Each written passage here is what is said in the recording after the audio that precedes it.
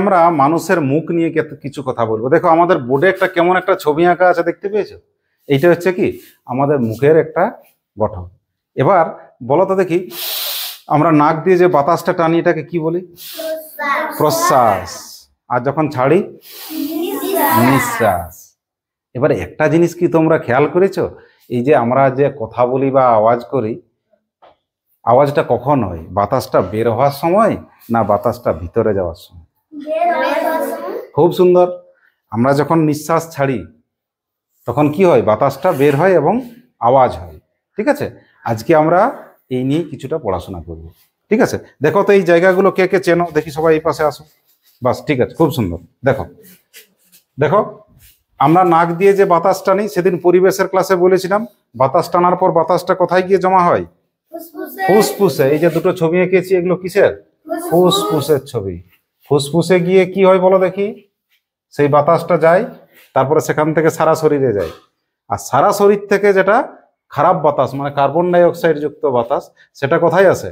আবার ফুসফুসে জমা হয়। এবং আমাদের আজকে পড়াশোনার জন্য মূল দরকার কি? নিঃশ্বাসটা। কোনটা দরকার? নিঃশ্বাস। সেই নিঃশ্বাসটা নালী দিয়ে যাবে না যেখানে সেখানে দিয়ে যাবে? যে নালী দিয়ে যায় তার নাম হচ্ছে শ্বাস নালী। কি নালী বলে দিলাম? শ্বাস নালী।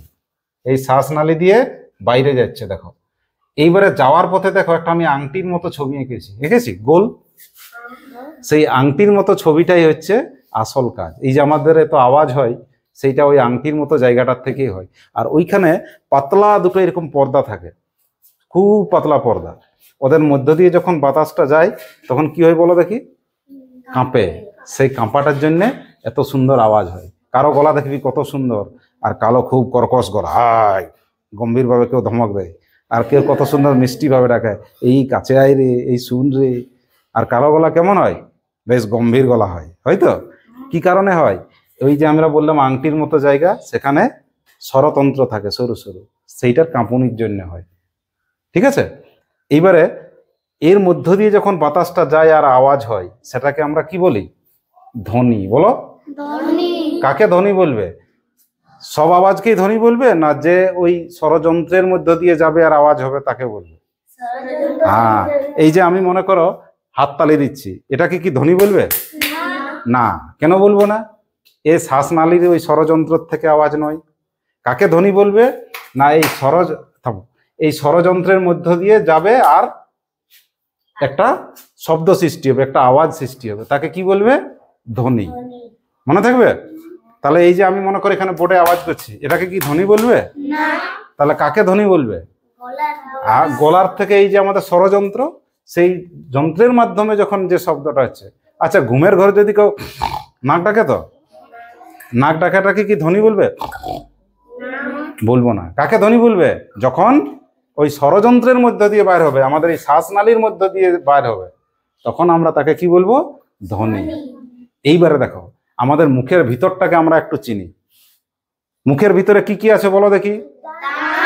দাঁত আছে, আর জিভ আছে, আর কি আছে? তালু আছে। এইবারে দেখো তালু তো তোমরা বলে দিলে, তালুটা কি চিনো তোমরা? কোনটাকে তালু বলে? কোন জায়গাটা তালু? না, নিচ দিকে নয়। আচ্ছা, সবাই নিজের জিভটাকে রেডি করো, জিভ বার করে দেখি। বের হয়েছে? এবার জিভটা নিয়ে ওই ভিতরের দিকে স্পর্শ করো, যতটা উপরে যাচ্ছে ছোঁয়া দেখি। একটা কেমন শক্ত শক্ত জায়গা আছে, একটু নরম শক্ত নরম শক্ত আছে। আর তার আর একটু উপরে, দাঁতের উপরে আরেকবার ছোঁয়াও দেখি। দাঁতের ঠিক উপরটাতে ছোঁয়াও, কেমন আছে? একদম শক্ত আছে, দেখো ভালো করে দেখো, ঠিক দাঁতের উপরটাতে ছোঁয়াও। জিভটা দিয়ে ঠেলা দাও, কেমন আছে? খুব শক্ত আছে। আর দাঁতটা তো খুব শক্ত, আরো শক্ত দেখো আছে, কেমন সুন্দর ভাগ করা আছে দেখো।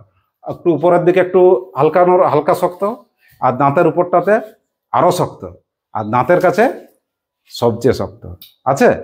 এইখানেই তোমাদের উত্তরগুলো হয়ে গেল। দেখো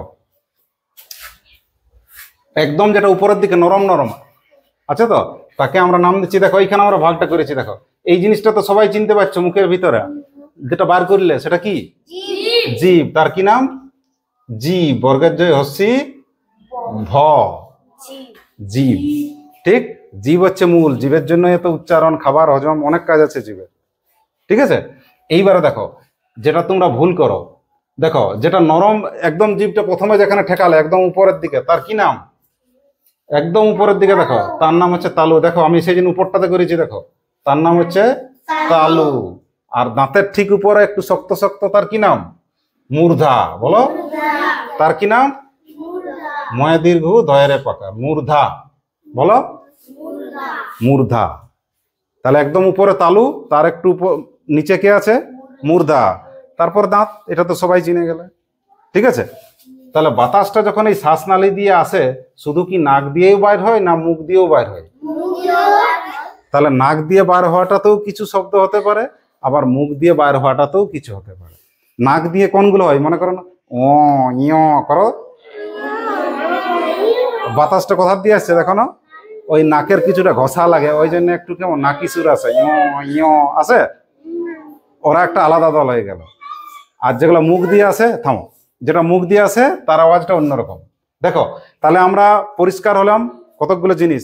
জিভ চিনতে পেরেছ, দাঁত চিনতে পারা কোনো অসুবিধা নয়। তালু কোনটাকে বলে দিলাম বলো? ও একদম জিভটা যখন উপরের দিকে ছুঁয়েছে, এই আমাদের ছবিতে দেখো উপরের দিকে যখন ছুঁয়েছে তখন তাকে কি বলে দিলাম? তালু। আর তালুর একটু নিচে আর দাঁতের মাঝে, এই যে আমি লিখেছি দেখো, দাঁত আর তালুর মাঝের অংশটার কি নাম? মূর্ধা। এখানে লিখে দিয়েছি দেখো, দাঁত আর তালু, দাঁত আর একদম উপরে তালু, মাঝের অংশটা কি শক্তটা? মূর্ধা। ঠিক এই জায়গাগুলোর কাজ আছে। দেখো সবাই এবার এইখানে আসো তো দেখি। দেখো আমি তোমাদের পরিচিত সেই ক খ গুলো লিখেছি, আছে? লেখা আছে? দেখো তো প্রতি লাইনে 5 জন করে আছে। দেখো কত সুন্দর, তোমরা প্রার্থনার লাইনে যেমন দাঁড়াও, এদেরকে আজকে লাইন লাইন দাঁড় করিয়েছে। এই ক খ যতজন আছে সবাই লাইনে দাঁড়াও, আছে? লাইন লাইন প্রত্যেকে কত সুন্দর দাঁড়িয়ে আছে, আছে তো? এইবারে দেখো এদের একটা ভাগ আছে, দেখো বলো এটা কি?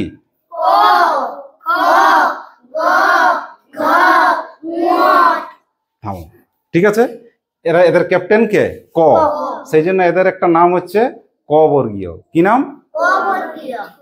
ঠিক আছে। আবার এদের ক্যাপ্টেন হচ্ছে চ। এরাকে বলতে পারো তোমরা, তুমি চ এর ক্যাপ্টেন চ বর্গীয়। এদেরকে কি নাম দেবে? ট বর্গীয়।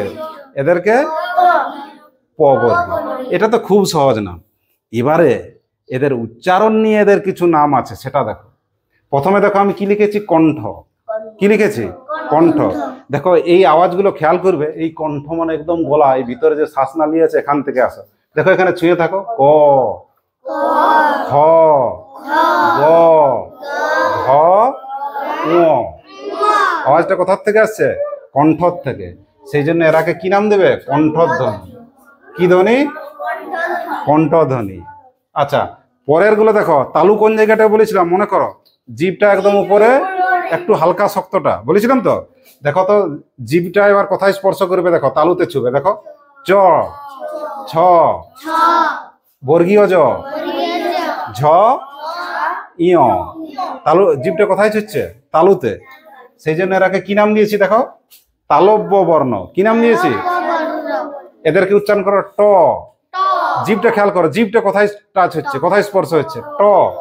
কোথায় ছুটছে জিভটা? শক্ত জায়গাটায়, শক্ত জায়গাটায় ছুটছে। ট, ঠ, ড, ঢ, মূর্ধন্য। জিভটা কোথায় ছুটছে? শক্ত জায়গায়। মজা লাগছে? তাহলে তখন তাকে কি নাম দিব? মূর্ধন্য। কেন মূর্ধন্য দিচ্ছি বলো? শক্ত জায়গাটায় মূর্ধাটাই স্পর্শ করছে। বলো জিভ কোথায় স্পর্শ করে? মূর্ধায়। সেই জন্য এদের কি নাম? মূর্ধন্য বর্ণ। কারা? এই 5 জন যারা আছে, ঠিক আছে। সেই জন্য লাইন লাইন ভাগ করেছি। দেখো এই 5 জনকে নাম দিলাম কণ্ঠবর্ণ। কেন? কণ্ঠ থেকে আওয়াজ বার হচ্ছে। ঠিক। এই 5 জনকে নাম দিলাম চ, ছ, বর্গীয় জ, ঝ, ইয়। এদেরকে কি নাম দিলাম? তালব্য। কেন তালব্য বললাম? জিভটা তালুতে স্পর্শ হচ্ছে। এদেরকে বললাম মূর্ধন্য বর্ণ। কেন বলছি? মূর্ধাতে ছুটছে, ট, ঠ। আবার এদেরকে দেখো কোথায় ছুটছে বলো, তোমরাই বলো। ত, থ। জিভটা কোথায় টাচ হচ্ছে? দাঁতে। এদেরকে কি নাম দেব? মনে থাকবে না, ভুলে যাবে। জিভটা খালি খেয়াল করবে, জিভটা কোথায় টাচ হচ্ছে? ত, থ বলো। কোথায় স্পর্শ হচ্ছে? দাঁতে। সেই জন্য এদের কি নাম? দন্তন্য। এইবারে দেখো মুখের বাইরে এই যে দুটো পাতলা পাতলা আছে, এটাকে কি বলে? ঠোঁট বলে বা ওষ্ঠ বলে, ঠিক বলেছে। এদেরকে কি বলে? ঠোঁট। আর ভালো বাংলায় বলে ওষ্ঠ। কি বলে? বলো এদেরকে, বলো। প কারাটা আছে হচ্ছে, দেখো। প, ফ হচ্ছে হচ্ছে, ব, ভ, ম হচ্ছে। সেই জন্য এদের কি নাম? ওষ্ঠবর্ণ। কোথায় স্পর্শ হচ্ছে? ঠোঁটে। সেই জন্য এদের কি নাম? ওষ্ঠবর্ণ। এইবারে দেখো এখানে কতজন আছে হিসাব করো দেখি। ক থেকে ম পর্যন্ত কজন? সব লাইনে 5 জন করে, 5 5-এ কত হয়? 25। তাহলে ক থেকে ম পর্যন্ত এই 25টি বর্ণ। কটি আছে? 25টি বর্ণ। এই 25টি বর্ণকে বলা হয় স্পর্শ বর্ণ। স্পর্শ মানে কি বলো? ছোঁয়া। এই যে আমি সাব্বিরকে স্পর্শ করছি মানে ছোঁয়া। তাহলে এই 25টি বর্ণ কে স্পর্শ করে আর কাকেই বা স্পর্শ করে? জীব। কথা বলার সময় মূল মালিক জীব। জীব কোথাও না কোথাও স্পর্শ করে, কখনো দাঁতে, কখনো তালুই, কখনো মূর্ধায় করে। তো তাহলে এই কারণে কি বলা হয়? এই 25টি বর্ণকে বলা হয় স্পর্শ বর্ণ। কোন 25টি? অত দূর তো বলার অনেক সময়, তোরা বলে দিবি একেবারে ক থেকে কত পর্যন্ত? ম পর্যন্ত। চন্দ্রবিন্দু নাই, কত দূর?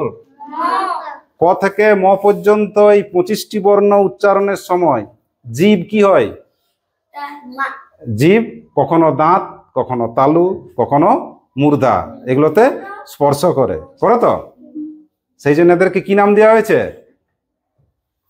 স্পর্শ বর্ণ। ঠিক। এবারে আরো কিছু জিনিস শিখি। দেখো দেখো তো এই লাইনটা দেখো, আমি এখানে একটা কেমন খপ করে দিয়েছি, আছে? এর একটা খপ আছে, আবার এই বর্গটার একটা খপ আছে। এখন এই দিক থেকে ক্যাপ্টেন করছি আর এই দিক থেকে। দেখো ক, গ, ঠিক আছে? এই দুটো পাশে পাশে উচ্চারণ কর, তাহলে তফাৎটা বুঝবে। বলো ক, খ। উচ্চারণ করার জন্য কি লাগে? বাতাস লাগে। কি লাগে? কি লাগে? বাতাস।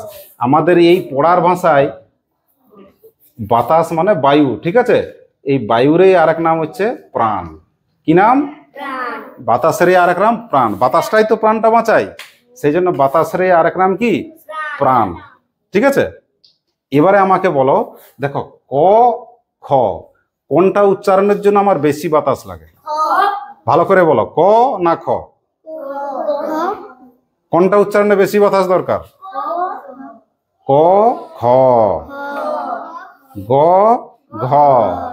কেমন আছে বল? কটাই কম, খটাতে বেশি। গয়ে কম, ঘয়ে বেশি। আবার দেখো চ, ছ, কোনটাতে বেশি? বর্গীয় জ, ঝ, কোনটাতে বেশি? তাহলে দেখো এই 1 নম্বরে কম, এই 3 নম্বরে কম, আবার 2-এ বেশি, 4-এ বেশি। ঠিক। সেই জন্য এদের ভাগ করে দিলাম। দেখো এই ক প্রথম বর্গ আর এইদিকে তৃতীয় বর্গ, এই দুটা উচ্চারণ করতে কি লাগে? কম বাতাস লাগে, অল্প অল্প বাতাস লাগে। সেই জন্য এরাকে নাম দিয়েছি অল্প প্রাণ। আর এই দ্বিতীয় এবং এই চতুর্থ বর্গ, এদেরকে উচ্চারণের জন্য কি লাগে? বেশি বাতাস লাগে। সেই জন্য এরাকে নাম দিলাম মহাপ্রাণ। তাহলে এইখানের মধ্যেই মানেটা আছে। দেখো অল্প প্রাণ। যদি পরীক্ষায় প্রশ্ন দেয় অল্প প্রাণ বর্ণ কি, তখন কি বলবি? তখন নিজের মনেই করবি যে স্যার তো বলেছিলেন যে প্রাণ মানে কি? বাতাস। তাহলে এইখানে অল্প বাতাস লাগে। কার কার অল্প প্রাণ লাগে? কয়ের। তাহলে বলবি প্রথম বর্গ আর তৃতীয় বর্গ। ঠিক। প্রথম আর তৃতীয়, এই যে দাগ দিয়েছি, প্রথম আর তৃতীয় এরা হচ্ছে অল্প প্রাণ। আর যেগুলোতে বেশি লাগে তারাকে কি বলবে? মহাপ্রাণ। ঠিক আছে? আর এদেরই আর একটু কাছাকাছি জিনিস আছে। দেখ এখানে লিখেছি আমি অঘোষ বর্ণ আর ঘোষ বর্ণ, এই দুটো জানবি। এখানে কাদেরকে লিখেছি? প্রথম আর দ্বিতীয় হচ্ছে অঘোষ, আর তৃতীয় আর চতুর্থ হচ্ছে ঘোষ। এটা কি করে মনে রাখবি? অঘোষ মানে কম গম্ভীর, মানেটা এক্ষুনি বলে দিচ্ছি। দেখো তাহলেই জিনিসটা তোমাদের পরিষ্কার হবে। কম গম্ভীর, আর এখানে লিখছি গম্ভীর। গম্ভীর মানে কি রে? গম্ভীর মানে একটু গোমড়া, মোটা আওয়াজ। দেখ ক, খ, গ, ঘ, আওয়াজটা কেমন মোটা হয়েছে। আবার বল চ, ছ, বর্গীয় জ, ঝ, ট, ঠ, ড, ঢ। তাহলে কি দেখতে পাচ্ছি? প্রথম দুটাই কম গম্ভীর, আর থার্ড আর ফোর্থে বেশি গম্ভীর, একদম গম্ভীর। গ, ঘ, বর্গীয় জ ঝ, ড ঢ, দ ধ। গলাটা গম্ভীর হচ্ছে না? তাহলে মনে রাখবি তৃতীয় বর্গ আর চতুর্থ বর্গ গলাটা গম্ভীর হচ্ছে, এই জন্য এরা ঘোষ বর্ণ। আর যারা কম গম্ভীর হয় ওরা অঘোষ বর্ণ। অঘোষ বর্ণ। হ্যাঁ, চলে আয়, সামনে আয়, মনোজিৎ আয়। বল মুখের ভিতরে তালু কোনটা আর এই পাশে আয়, আর মূর্ধা কোনটা আমাকে বল। বল বল, যেমন শিখলি। না, জিভ দিয়ে বল, জিভটা দিয়ে বুঝা আমাকে। বল, পায়েল চলে আয়, বল কাছে আয়, বল কোনটা বুঝলে মূর্ধা আর কোনটা কোনটা তোমাদের তালু। একদম উপরের দিকে একটু নরম শক্ত রকম, ওইটা কি? তালু। আর তার একটু নিচে একটু শক্ত থাকে, কি নাম দিলাম? মূর্ধা। আর দাঁত, এই তো হয়ে গেল। তাহলে বলো যে কোনো আওয়াজকেই কি তোমরা ধ্বনি বলবে? তাহলে কোনটাকে ধ্বনি বলবে? একদম শ্বাস নালী দিয়ে বেরোতে হবে, ঠিক আছে? আর এই পাঁচজনের আরেকটা নাম আছে, আসো দেখো, বলো এটা কি? ও, এটা এটা এটা এটা এই পাঁচজনকে নাসিক্য বর্ণ বলে। কেন বলে বল দেখি? নাক দিয়ে একটা বাতাসটা কিছুটা বাইর হয়, ওই জন্য নাকের ওটা একটু ঘষা লাগে, একটু নেকি নেকি সুর হয় না, ও ইয় হয়।